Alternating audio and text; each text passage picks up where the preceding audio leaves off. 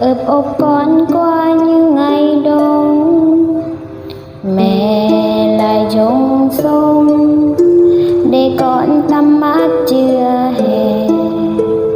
Mẹ là đắng che che bóng con đi học về.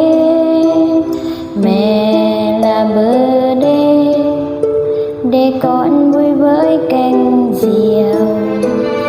Mẹ làm bột thang để con bước lên đỉnh cao.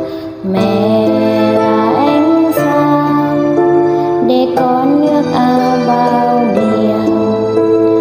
Mẹ làm thật nhiều chỉ mong con yêu thành công. Mẹ chỉ ước mong cho mai sau con sẽ nên người.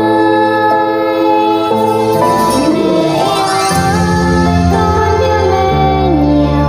Mẹ luôn là Phật sống của đời con. Mẹ cho con